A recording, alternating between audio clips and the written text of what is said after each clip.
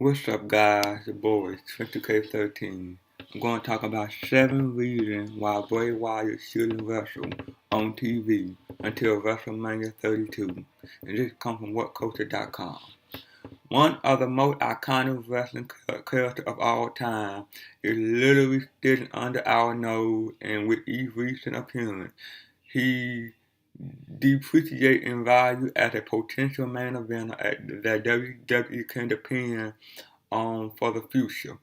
Let's all sit down and realize that Bray Wyatt is better developed as a performer as character than few other performers presently in WWE. Putting Bray Wyatt in the ring with anything less than the absolute best exposes not just Wyatt, but also his opponent as well as WWE in full. At WrestleMania, the only finish to the match between Bray Wyatt and The Undertaker should have been Bray Wyatt dropping Taker with Sister Abigail. Wyatt, as the face of fear, is WWE immoral compass, a twisted man for a twisted time. Instead, putting Bray Wyatt in the ring with Ryback or Roman Reigns makes sense on paper. But in reality, it's like putting an actual Picasso next to a tracing of one. Ryback and Reigns performers who look physically impressive, but insofar as the mental and dramatic performance side of the game aren't quite there. With each TV appearance, Wyatt exposes the lack of fully formed development of other performers on the roster, as well as in both selling to lesser opponents and losing become less of an appealing combatant for the last remaining member of the club of great wrestlers who wrestled legend when wrestling was king. Here's 7 reasons why he shouldn't be on TV until WrestleMania. Number 7. Make the interest truly special. The only reason why people love NXT more than they love the main roster programming is because their painstaking effort made to create an atmosphere at NXT that is completely different than everything else on wrestling television. Furthermore, even the things that are truly special in NXT, say like Finn Balor, Demon, are staged for very special moments and aren't overexposed. Each time that Bray Wyatt appears on TV, the screen effects change and every fan in the area pull out their cell phones to light the now darkened building while Bray Wyatt casually strolls to the ring with a lantern.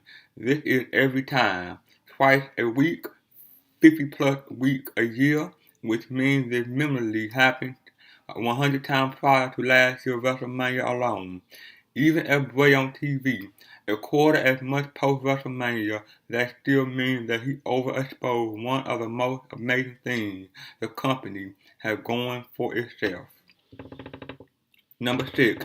Push Harper and Roman. Imagine if a week after WrestleMania, after not being on Raw the night after WrestleMania, a depressed Bray Wyatt entered the ring and called out Harper and Roman. Imagine if Bray then reunited the Wyatt family and challenged Kane, the Undertaker brother, and any 2 partners to a tag match. Kane can't find anyone who wants to take on the fearsome threesome, so he gets J&J security. Kane and J&J obviously lose in a slaughter. Wyatt saying that he's going away to prepare himself to conquer the darkness, and he named Harper and Roman as his deputy of mayhem to keep trouble brewing while he away. Instead of big ugly tag team, Harper and Roman as Bray Wyatt minions is a lot more compelling. They could fight in singles or tag and be seen as doing the bidding of Bray Wyatt. Harper and Rowan getting shot with Ryback and Reigns will work well and elevated 2 very deserving performers too. Number 5. His style of wrestling really lent itself to death-defying high-spot matches. Daniel Bryan and Bray Wyatt put on a wrestling clinic at the 2014 Royal Rumble. It's a testament to Daniel Bryan figuring out how to make his style work within Wyatt and not the other way around that made it work. Bray Wyatt understands in-ring psychology at a deeper level than most anyone else in the company. Currently, WWE, a move and death-defying hotspot-driven brand, people aren't necessarily excelling at telling compelling stories as they are at having competitive matches. There are words to both sides of the argument as to which is better.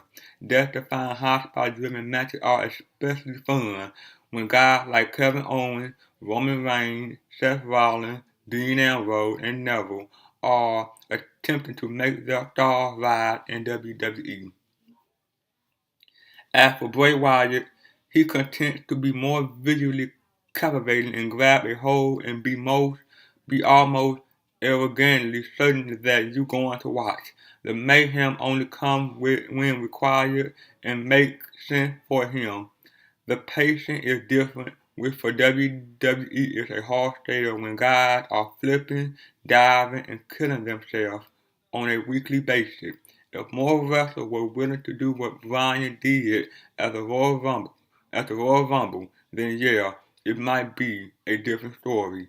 But clearly, when even John Cena is pulling out the amazing Red Cold Red Powerbomb, this isn't likely to happen anytime soon.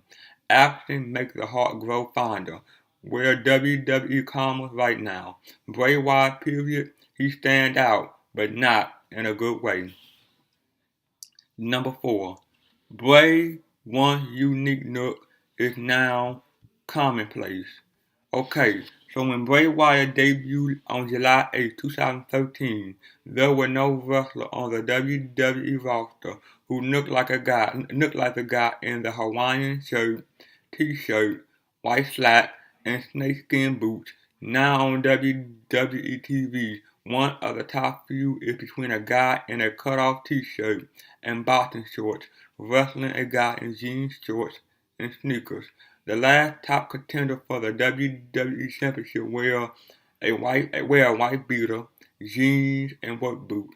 Add in Roman Reigns in a flat jacket plus the ex-Wyatt family member, and Bray doesn't look very special anymore. When the iconic becomes commonplace, it's either time to radically alter its shameless, or if one of many issues with a character, take it off of TV altogether.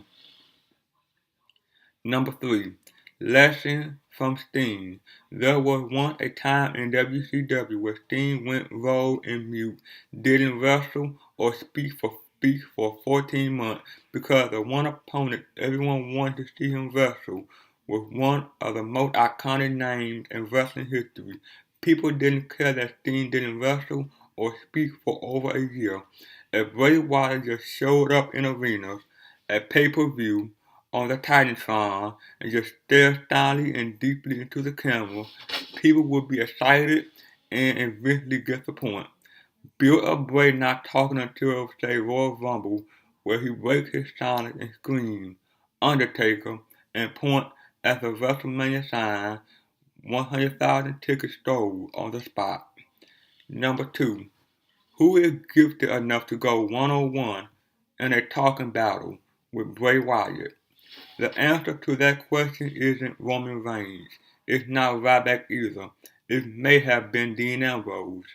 But we really didn't get too deep into anything with them to tell. Bray Wyatt should only be cutting promos against people who can talk back to him with the same level of depth or with convincing enough ways that say, showing a man a picture of his daughter will cause him to at least blow a gasket, or flinch, or hell, if we lucky, cry. Wyatt promos are an enigma wrapped in a mystery if not responded to by a performer who can respond with equal dramatic verve. This they currently more of a hindrance than a strength. And number 1, he should only want to wrestle The Undertaker. Okay, follow along. Pro wrestling rules only stipulate that champion must wrestle match once every 30 days in order to maintain their championship status. There is no rule anywhere that demands that any other wrestling match absolutely must happen. as well under wacky pro wrestling rules, individual contracts on signed before every match on Raw or SmackDown, just the championship one.